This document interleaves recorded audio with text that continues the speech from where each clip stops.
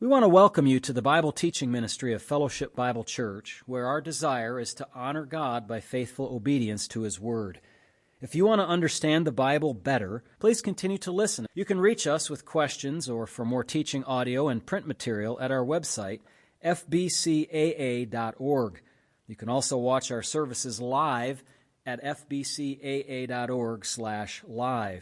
We want to thank you for listening and pray that you will be edified. If you are visiting with us today, I just want to give a quick introduction to myself and my family. My name is Jansen Lorch. My wife Kaylee is sitting halfway back there on the left side from my direction. And we have been here since 2019, beginning with a pastoral internship right out of college. And then in fall of 2023, if my memory serves me correct, the church called me to be their assistant pastor. And so we've been doing that, gladly serving here at the church since then. And we then, in May, I graduated from Detroit Baptist Theological Seminary. And all along, the church has been behind us and encouraging us in our desire and burden to serve the Lord by planting churches in northern Chile. And so that is our desire, our burden, and the Lord has been giving us the ability to go in that direction the last few years through preparation and training.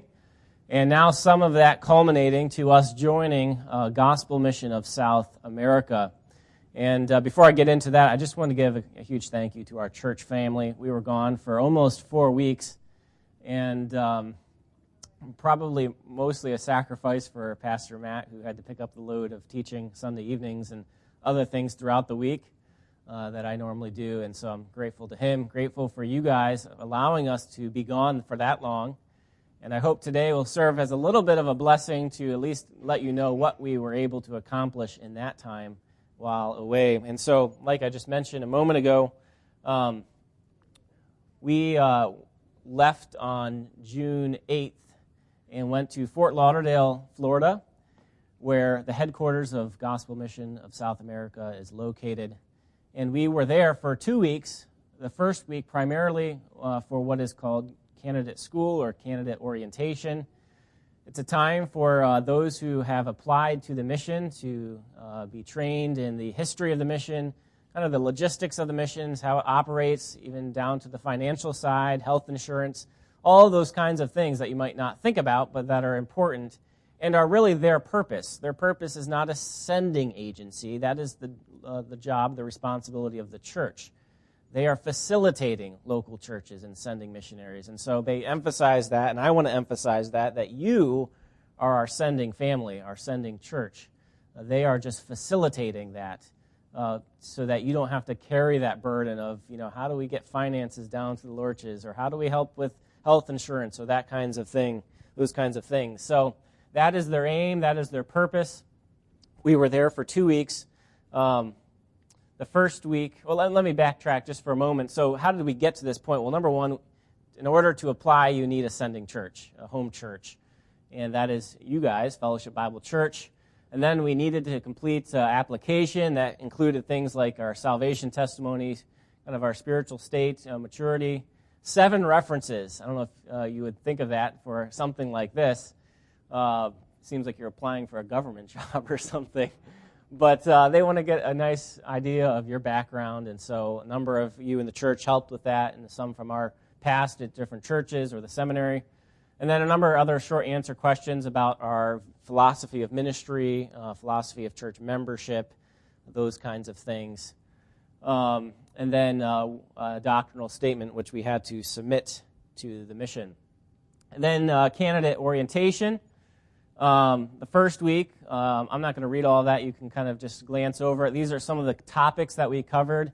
It was very intensive in the sense of we were there in the morning all the way through the afternoon, and then around dinner time we had free time and could just do fellowship into the evening. And this was led primarily by the director, Tom Gibbons, but then also David and Christy, whom we spent the latter half of our trip with, were also there. And David was there to help with some of the training. He sat in many of the latter ones about church planting, missions, marriage, and family. And then Tom's wife, Debbie, and David's wife, Christy, also sat in for some of those sessions as well, because course, Kaylee was there in those sessions. And then there was another young lady, Patricia Gosen. You may be familiar with that name. She was also there for candidate orientation. So there were 3 of us there, which was somewhat of a record high, I think, in recent history, to have a couple and another individual. And then if you want to count in Hannah and Lorenzo Rossi, who joined just in the last few years. Most of you might not know them, but maybe have heard the name. The second week of orientation, also a few more things that happened. These were also when Pastor Matt and his wife Naomi were down there as well, which was, one second, Becky, which was a real blessing to have them with us, and they were down there because he's on the U.S. board. I was allowed and encouraged to sit in some of those meetings, which was a real blessing to kind of know some of the ins and outs of what's going on in the mission.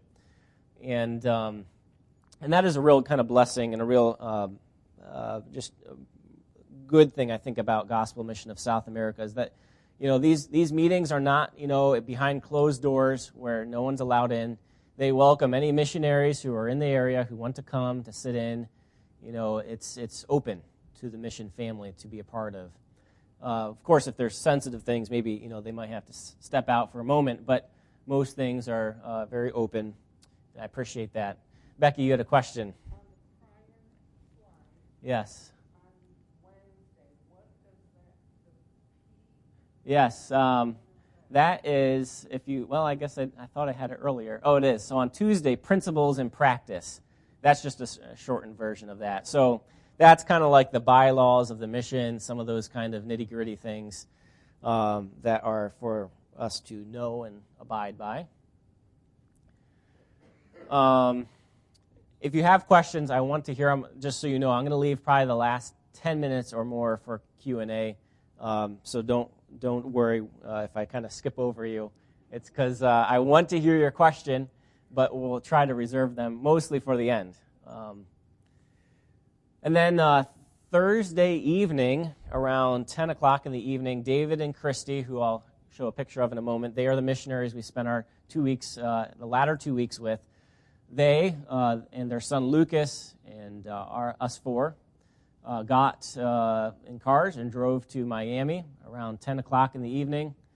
And because we had a flight at 12:45 in the morning to fly to Lima, Peru. And so we laid our kids down a little bit before that, tried to get quick hours of sleep, and then in the car and off because we knew they wouldn't sleep too much that evening. And so our travels extended from Thursday night until Friday night at 11. And maybe if you were getting some of the updates, we had a 7-hour layover in Lima that was not expected. We expected a short layover, but more like an hour and a half, 2 hours. But because of immigrations, we were in a new terminal that they had just built. And like a new store when it comes in, and like it's just kind of chaos, and no one really knows what's going on. We asked I think it was a police officer or some guard, where is this? And he was like, to be honest, I have no idea. Still figuring things out. And so we spent, David and Christy spent, I think, almost 3 hours standing in line for immigrations. We got the kind of quick lane because they take very much care of kids and pregnant women there. Not like here in the States. I'll be completely transparent about that. They were very kind, very generous, kind of ushered us into a special line. And so we got through a little quicker, but then kind of had to wait for David and Christy. So we could have made the flight, but we would have left David and Christy behind, and we did not want to do that, us and our limited Spanish speaking. And we wanted to spend that time with them. So that's candidate orientation in a nutshell. Here's a few pictures of our time down there in Florida. The girls made some new friends there from the mission family. And it's hard to see, but in the bottom right picture, every day we spent at Tom and Debbie Gibbons' home eating meals. And Heidi Mullen also lives there. Actually, that's kind of her side of the house that we had meals with in there. Kids' table there with Lucas Flink and Hannah Rossi there, one of the mission candidate appointees. And some fellowship there that we enjoy in the bottom left there, just in Tom and Debbie's home. One of the evenings, we also walked down or drove down to kind of the beach area or boardwalk along a river and got to walk that. That was really nice. That's that picture kind of in the top left there. Patricia Gostin is the one there on the top left standing next to us. She was the other candidate joining the mission. And so we spent a lot of hours sitting around those tables there, and a really good time. One of the special things that we got to do while at candidate orientation is on Wednesday night of the second week, the day that they officially accept us into the mission, which happens at the mission location. And normally that evening there's a kind of a chapel session, and they formally welcome us in with the mission family. But Mr. Gibbons, Tom, had the idea of hosting it at their church, which is First Baptist Church of Coconut Creek. And the pastor there, Pastor Alley, was thrilled about the idea and welcomed us to come. And so you might have been able to watch that on the live stream, and that was a real blessing. I wish all of you could have been there as our sending church, because you're really the reason we were able to be there that week. But hopefully you maybe were able to catch that or still can. So that was a real blessing. We got to share kind of our burden for ministry, our calling, how we got to this point with the church family there. And then Pastor Matt was able to give a charge to us appointees and really to the whole church as well. And so that was a blessing. The other blessing was that the man standing in kind of the floral shirt there next to Pastor Matt is Dr. John Rinker, and he is one of our professors from Appalachian Bible College. And he was also asked and called to be on the board, the U.S. board of Gospel Mission of South America. And that's kind of special for us because this is a person that trained us, kind of mentored us as a couple when we were engaged, and really cared for us. And so to have him now a part of our future ministry is just a real blessing to us. So then our visit to Arica, Chile, extended from June 20th to July 4th, kind of the second part of our trip there. I told you a little bit about our travels. This is David and Christy Flink, and they have been serving on the field for, I should know this now. Do you know David? Pastor. 15 years more? 17 years, okay. Most of their ministry time having been in Antofagasta, Chile. I spent some time there with them back in my college years, 10 weeks with them. Now they are serving in Arica, Chile, and they have 3 other children, but they're in college now, and so it's just Lucas at home. And actually one of the reasons they were up in the States is because their middle son, Ben, got married, and so they were there for that. And then at candidate orientation, and then flew down with us. They've been there since November of 23 now in Arica, Chile. And they, Lord willing, will be our future co-workers on the field, at least for the first term or so. And they're a real blessing to us, and we really love them. Some of our travels, tried to keep the girls busy on the plane. Claire was enthralled with watching the TV there. Things you let them do when they're on a plane for 7 hours.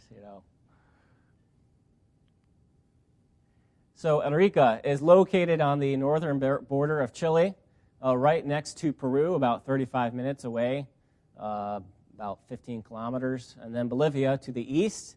It's an ideal situation because there's influence from Peru, there's influence from Bolivia, and looking long-term with the long-term vision, Arica could be kind of a base for someone like David to be in, who's the field director, to encourage or receive missionaries in the future and help them perhaps even move to places like Peru or to Bolivia, and for them to come back if they have to come back to, reapply for a visa or something like that, or just need help with paperwork. That's kind of an ideal base and location for them to work out of, both now, of course, with the church plant that they're in, but also in the future. Even ourselves, we may eventually move into Peru, but then David and Christy will be very close by. He can temporarily function as the field director for Peru because, if we only have one missionary family there, we don't really need all of the inner workings of a field director at that point. And so located in northern Chile on the Pacific coast and in the Atacama Desert. So northern Chile is mostly desert. It's not what you maybe think of when you think of Chile, because maybe you think about the Patagonia area, which is the southern part of Chile, islands, green, that kind of a thing, mountains. This is more foothills and desert in the northern part. Arica has 240,000 people. Does anyone know the population of Ann Arbor? Kevin, you look like maybe you. It's actually, well, maybe with students, but I think just residents, it's around 126,000 or something like that. And I think that's not including U of M students. So, yes, much more with them. So think about double the size, if we don't include U of M students, double the size of Ann Arbor. Like I said a moment ago, it's bordered by the Atacama Desert on the east, with the foothills traveling back. You eventually would get to the Andes Mountains. Before then, you'd get into Bolivia if you're in the north there, or Argentina if you're in the south. And then the Pacific Ocean on the other side, which we did get to see, I think twice we went down there, and our girls loved splashing in the water, even though it's winter down there. I don't know if you thought about that. It's winter there, but winter for them is about 60 degrees, 65 degrees. So our girls thought nothing of it. Everyone was mortified that our girls were in shorts.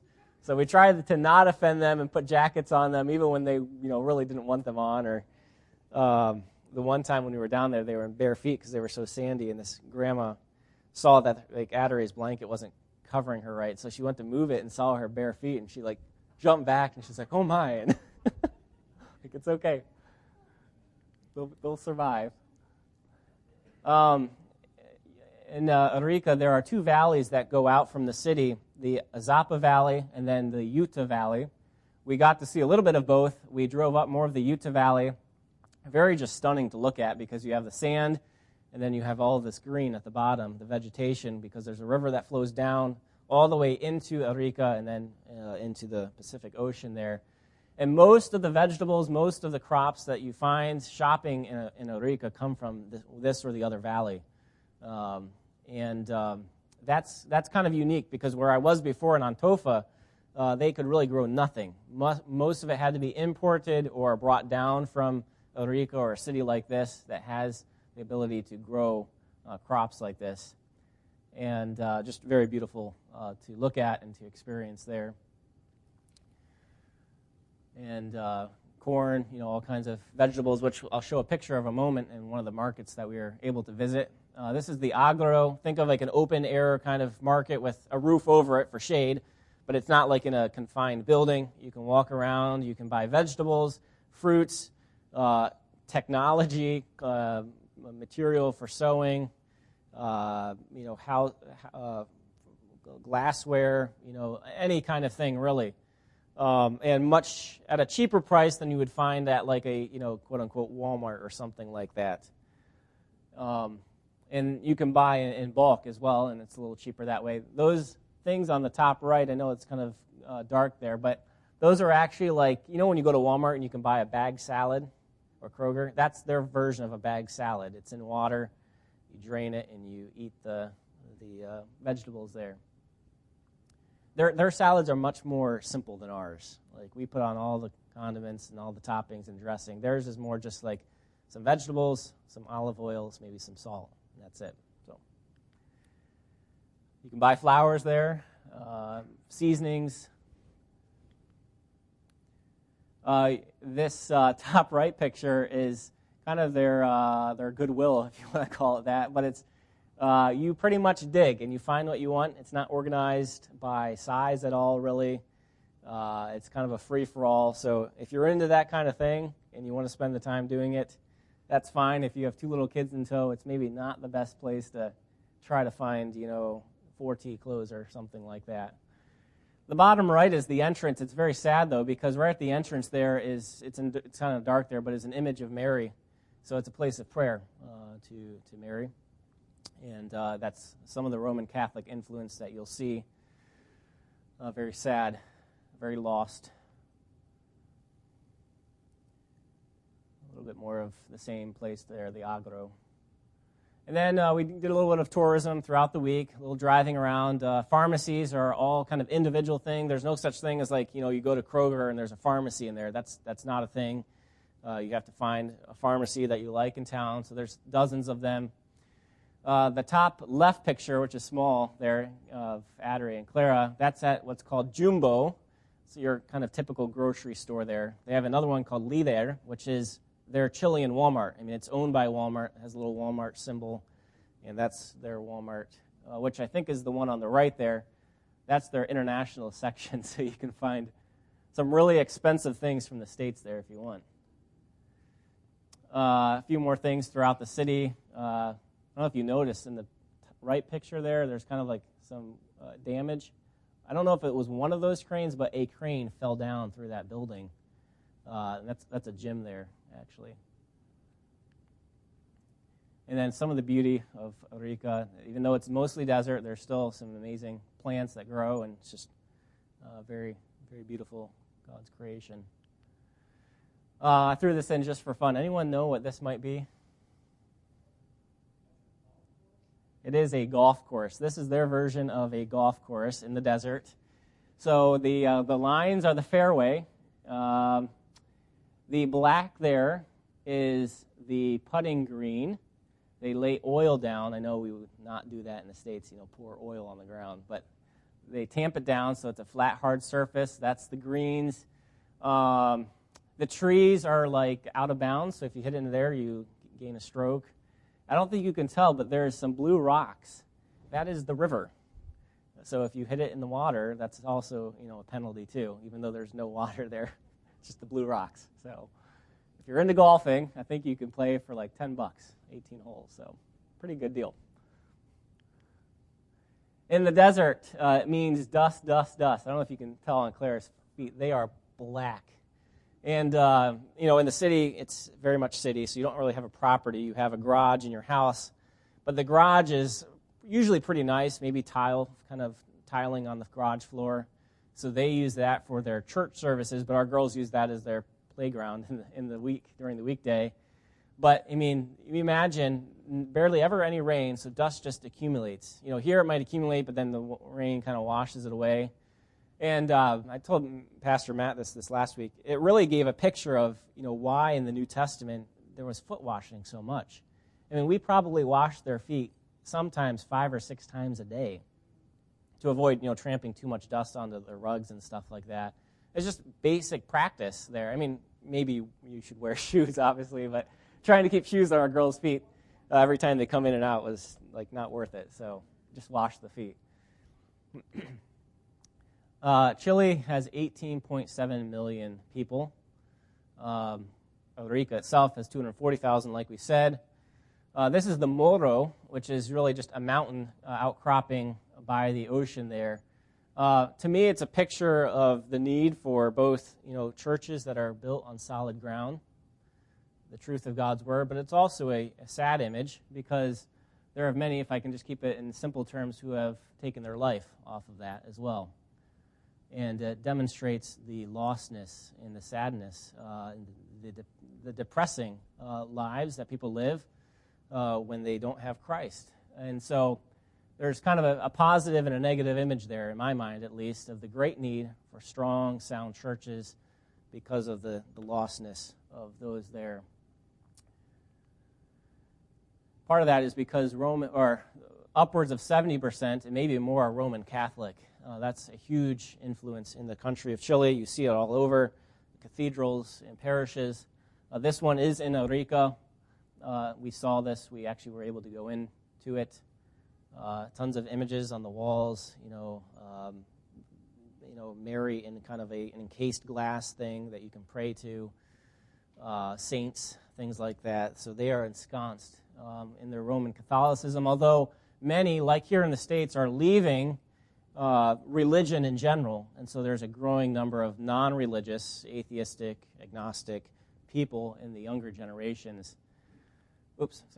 less than 18% evangelical. I think that's more on the high side. And when I say evangelical, don't think, Baptistic or just very conservative Bible preaching.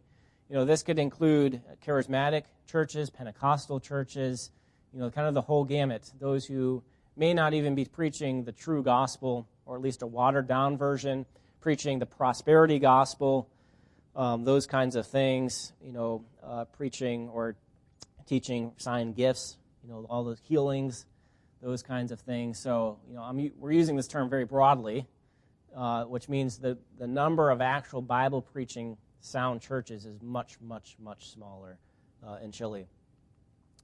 And because, sadly, many of the evangelical churches preach a prosperity gospel and are charismatic in their teaching and doctrine, and many have left that and even come to churches like that missionaries from GMSA have planted, and others from Roman Catholic backgrounds as well. 5%, this is a rough estimate, are other religions. There's Jehovah's Witness. There's, of course, Mormons who are going down there on their missionary trips. They're all required to do, I think, 2 years of a mission trip. So we saw them walking around. In fact, David noted that many of them just kind of stand on the street corner and don't even approach people. So they're just kind of, you can tell they're just doing their deed. And in some ways, you're kind of glad because at least they're not propagating their false teaching, but it's sad because you can tell there's no joy for them. They're very somber, just kind of walking around and not engaging with the people much, not trying to learn the culture, understand them at all, just kind of give their message and leave. And demonstration that they are not, they're not in Christ. They don't have true joy, true hope. But there are many, this is a Mormon church that I took a picture of, many Mormon churches on ideal properties, busy corners, trying to draw attention. They have the money from somewhere to be able to buy that property and to build on it. And they're very, they stand out. I mean, they're not your typical building. They look very much either Mormon or just, Western in the building structure itself. They kind of stick out. And then, as I mentioned, increasingly non-religious as well. I mean, secularism is setting in, wokeism, those kinds of things. People are just not interested, even in their heritage of Roman Catholicism. Another demonstration of the Roman Catholic influence, along with the indigenous traditional beliefs, because there are indigenous people there from Bolivia, from Peru, from Chile. And so you have some of these folk religions that are now kind of meshing or combining with Roman Catholicism, what we might call syncretism, so that a part of these festivals of dancing are things like praying to Mary or praying to other saints. So it's just kind of an amalgamation of Roman Catholicism, folk religion, and just complete lostness. And one of the carnivals is this one here, the carnival of the Andean tradition about the strength of the sun is basically what that is. That's a rough translation. But you can see the colorful garbs that they wear, the moro in the background, the top left there. Very loud music. Could you, this is a video, Jack, could you turn the sound on and press enter there? This is them practicing one of those carnivals. On the left-hand side of the video, that is a statue of Mary. So even in their practicing, they're standing there before Mary, kind of a presentation, a form of worship to her. Just so sad. This is a video that I took, what we saw while we were there. And so Chile has still a great need for gospel preaching churches. I can't emphasize that enough. It's maybe not the 1040 window, but there's a great need. We think of all of, even just in the 20, 30 miles around us, we can number many good churches, even if they're not exactly like us, that preach the gospel, that are faithful to the word, a seminary close by. They do not have that there in Chile. The Good Bible Institute is in the very southern part of Chile, and you know how long Chile maybe is. Almost spans at least 2/3 of the country or of the continent of South America, And so there's still a great need for gospel-preaching churches. And so our mission is to exalt Christ by planting healthy, reproducing churches in northern Chile through evangelism, discipleship, and leadership training. So I want to spend now some time and tell you about the church plant that is ongoing there. When we get there, we're not stepping into a new plant necessarily. It's somewhat established. The Flinks have been there since 2023. Began in a rental home where they started Bible studies and evangelism. And then I cannot remember now, actually, when the mission purchased the home they're in now. Sometime in the last year. I know that. But a church plant does not have to begin by building a church building. I hope we know that, right? You can worship in the park. They did that during COVID. In fact, this is when they were in Antofa. Or actually, no, I think it was here when they were in Eureka. They began to be known as the Church of the Canopies. Maybe this was in Antofa because it was during COVID. Yeah, because their church met at parks or at the beach and used like those canopies you might find at sports games or whatever. And so people would be like, "Oh, that's the Church of the Canopies," and that was cool to me because it demonstrated, it doesn't really matter. People were gathering and people were noticing, and that's what's important. And so they met in their rental home inside. Now they're in a mission home that was purchased by the mission. They live there, but also they hold their services in the garage. And they renovated it some so that it looks pretty nice. And here's some of the families that have been coming. This is Jose and Sara. We were able to meet them, a wonderful couple, believers. There's another family as well, Paula and Miguel, and they have a large family. I think actually one of their sons is missing who came and visited while we were there. That was nice with his, I think it was either fiance or girlfriend. And just wonderful, dear folks. My heart wishes we could have spoke with them more, but our limited Spanish, kept us from that. But we would do things like Google Translate and try to have some communication or put together a few sentences, and they really loved us and were very welcoming. So as you see these faces, I encourage you to think of them, even if you can't remember their names, and pray for them. Pray for the church plant going on there.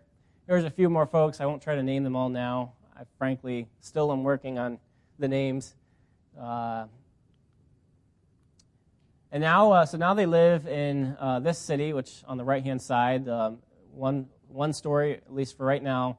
On the right side is the garage entrance where they meet, and the red pinpoint there on the left on the map is where that home is located in the city of Eureka, kind of the southeast corner. And so here's where they meet in their garage. It's a simple setup with a canopy to keep out the dust and rain, although it barely rains. They have a TV there to be able to have the words of songs up on the screen and set up the chairs every week, take them down every day or after every service. And it's simple, but it's focused on the Word of God, preaching and singing and fellowship. Here's another video. If Jack, you want to play that?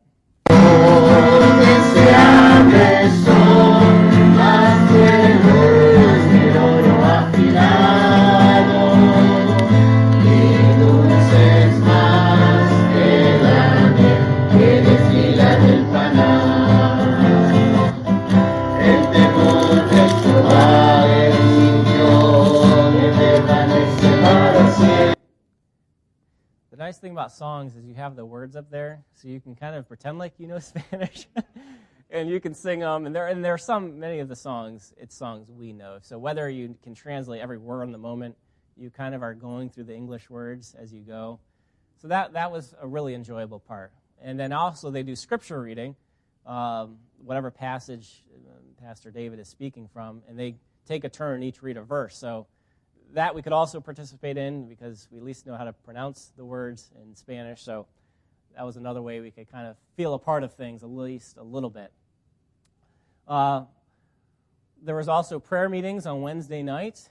And then the second week that we were there was also the mid-year fellowship for the Chile field. So that is all the Gospel Mission of South America missionaries that are on the Chile field, that live in Chile, every year meet together in a different location. This year it was in Eureka, one of the reasons being because we were there, and so that was enjoyable. So you'll see in that picture maybe some other familiar faces, Mark and Becca Perry. There's Danny and Becca Vallette, who serve in Santiago area in camp ministry. And so they were able to come to prayer meeting, meet the believers there, and then afterwards we had some fellowship, some Jets pizza actually, and some other goodies. So that was a real blessing. Yes, on the left side there, sitting next to Danny and Becca. So you guys know him very well. What's that? On the very edge, kind of halfway up with the picture, yep. Yep, that is Terry Thompson. I have a few more pictures here. So there's Terry again and his wife, Carol, and then Mark and Becca, and then myself, and then going around the table, Kaylee, and then Becca and Danny Vallette, Curtis and Diane Stewart, and then Christy, and then Lucas there on the bottom. While we were there that second week, a family from the church in Antofa came up to kind of just help during the mid-year and provide the meals and things like that, cook in the kitchen. And so Adri and Clara got to know Javi and Sami, their son. And Adri learned a little Spanish because of Javi, and Javi learned a little English because of Adri. So that was fun to watch. They really connected, enjoyed their time together, and a real blessing. It was one of the highlights of that week was being able to sit down. They have a couple of meetings throughout the week, a book discussion, and then they did a Q&A because we were there, and we were the ones asking the questions. And so that was enjoyable, just asking them about their ministry experience. David had kind of some pre-planned questions, and one of them was, what was your first term like on the field? And that was just really a blessing to hear answers to prayer, but also even hear challenges to know, okay, these people who we kind of idolize that seem heroes to us went through some of the same struggles. And Carol Thompson, who you may think, oh man, she has it all together. She told a story of how she pretty much told Terry, we're leaving the field. When we go back to the States after our first term, we are not coming back. And the Lord worked in her heart, and things worked together for good. And they had many more decades of ministry and still are serving there. And so that was just really encouraging to hear that, reassuring that, the Lord will hold us fast, during those years. And people are there to encourage us along the way. So a nice time of fellowship that second week with the other missionaries. Mark and Becca, I think I'm free to say this now because it's been shared. They will be coming back to the States in November and taking a pastorate in Maine. And so those plans changed a little bit. I'm not going to discuss that much, but they feel that the Lord's called them there. And so that does leave a little bit of a hole for David and Christy because they were going to join them, but that's where we're praying that the Lord will send us there very quickly as He wills, so that we can kind of fill that gap and be there to help as a team. I love that picture on the bottom left of Terry just playing with our girls. He probably sat there for an hour with them and playing Play-Doh with the grandkids, as it were. This is a picture of then the Chile field, the missionaries, including us who are kind of appointees at this point. But wonderful time with them. To give you a little bit idea of the need for laborers, I even hate to say this, but starting on the right to the left, so Terry and Carol, they will be retiring in the next few years. So they're missionaries are going to be leaving the Chile field in the next 5 years, if less. Mark and Becca are leaving this year. So that's another couple gone. Daryl and Erlyn Thompson, to Mark and Becca's left, they are also retiring soon. Curtis and Diane are retiring in the next 2 years, I believe, which leaves David and Christy and ourselves. So there is a real need in the coming years for missionaries, a younger generation. Thankfully, those churches that they are working in are churches that are pretty solid, that have national leadership. So it's not like they're leaving necessarily a work undone, but there's just a great need for new missionaries to go to the field. So I thought it important to show that to you, saying that, we're going, but there's many that are leaving even before we get there.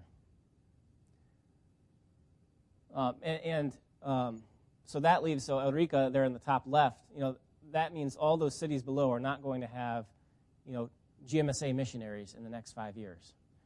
Again, that's not the end of the world, because there's churches that have been planted who should be reproducing themselves and not reliant on GMSA missionaries, but there's still a need. Pastor?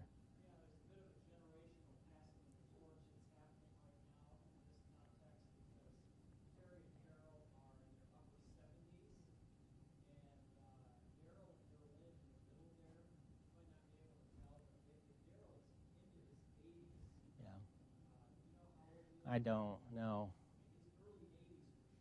Yeah.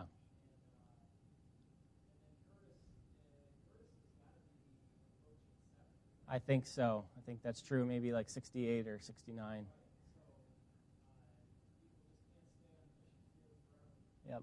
Yep.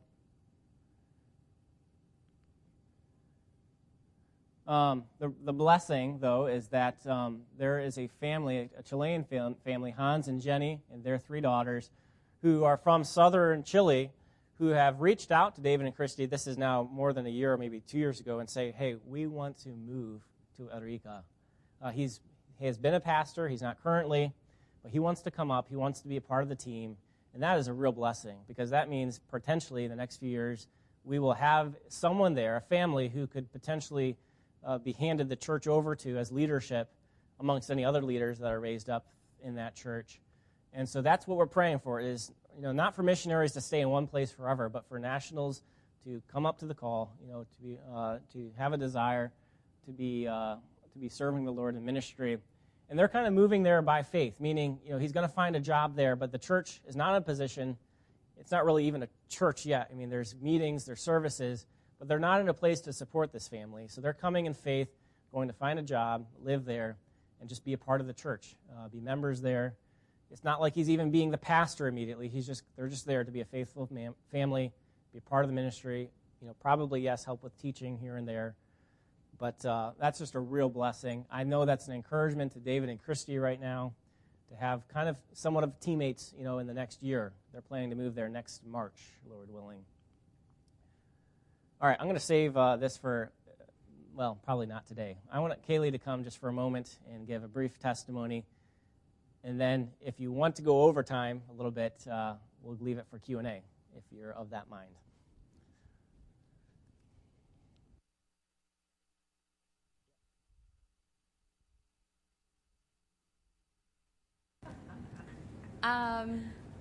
So it was a blessing both at candidate school and while we were in Chile to have opportunities to talk with missionaries, because I had lots of questions to ask, like, how do you balance ministering to your family and the needs on the field, or what do you do for schooling, or what things do you bring with you or prioritize to bring with you? I just had lots of questions. So at both places I had the opportunity to talk with a lot of missionaries, and down in Chile too, because they were having that mid-year meeting with the missionaries from Chile. So that was a blessing, and got to have a lot of questions answered.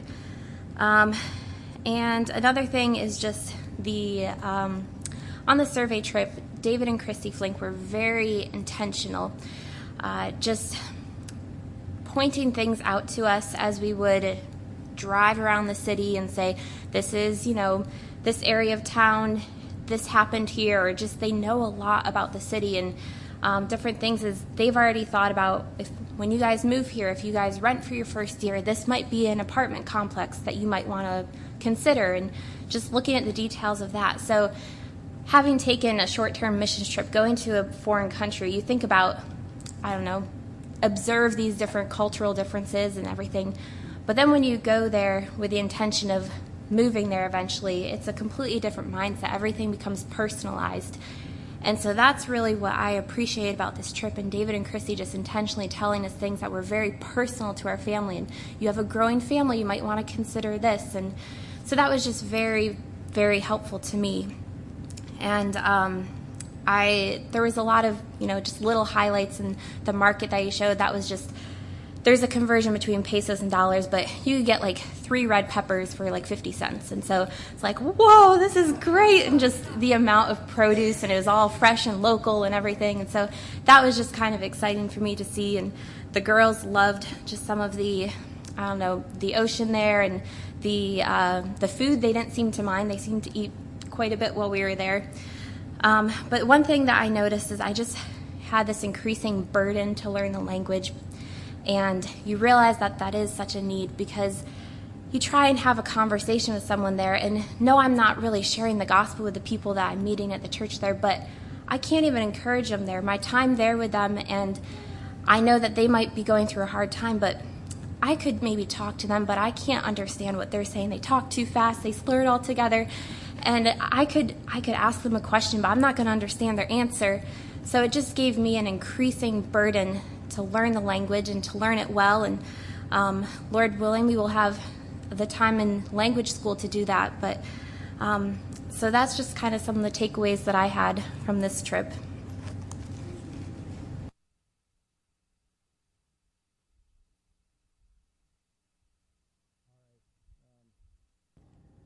Are there any few quick questions? I don't have to turn that on anymore. I don't really need it, but yes.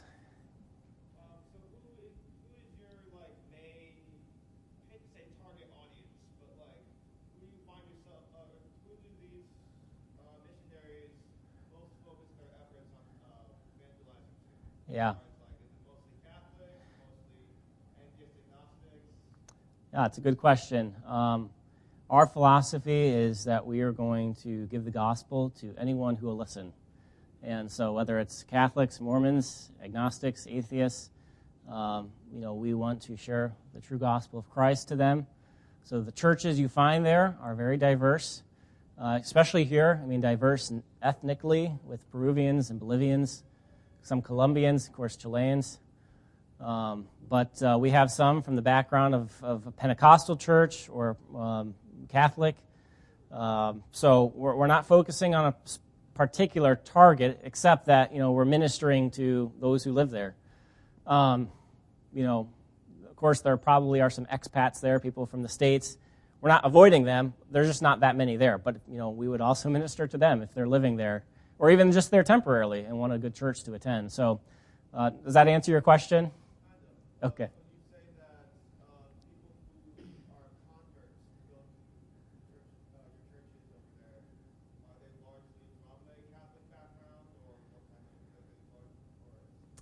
Yeah, the particular people that we met, again, because of the language barrier, of course I had some conversations with David to try to figure out more about them, but I don't know all of their backgrounds. I think some of them grew up in, one or two at least grew up going to church, a decent church, good church, and so, they've been believers for a while.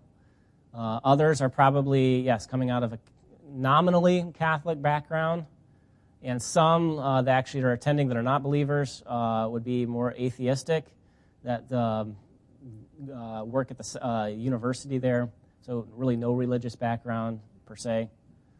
So we can talk more about that later, but that's my cut at it right now. Any other questions? And feel free to talk to us later today or next week, or you don't have to answer them all now. I'll take one more, let's say that, if someone else has a question.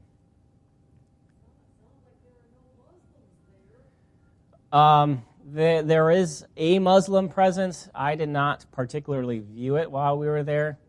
My guess would congregate maybe toward the larger cities, Santiago, but not like we have, in Dearborn or somewhere near here. Much smaller presence. All right, we're going to finish there, and Pastor Matt, would you like to close in prayer? Can I have that? Father in heaven, thank you so much for the blessing to hear this report. And we can see the evident hand of God in the lives of Jansen and Kaylee and their children, and how you have fashioned them and formed them, prepared them, and even in these last 4 or 5 weeks, changed them in preparation for the work that we believe you've called them to, and we want to thank you for all of that. Thank you for this clear report, for the philosophy of ministry that's been presented to us, for the knowledge gained here just at the beginning of first steps toward the field. And we pray your richest blessing on these two and their children. And Lord, we pray for the people of Arica, all of them, that, Lord, the gospel will have free course and be glorified, that it will run to its destination, that you would prepare supporters quickly for Jansen and Kaylee's family, that they'd be able to get to language school next fall, if you'd be pleased, and then to the field very soon after that, and be ready to begin their first term of service there on the field. We thank you for all of this. Thank you for Fellowship Bible Church and for the ability you've given us to participate in this kind of ministry. In Jesus' name we give you thanks and praise. Amen.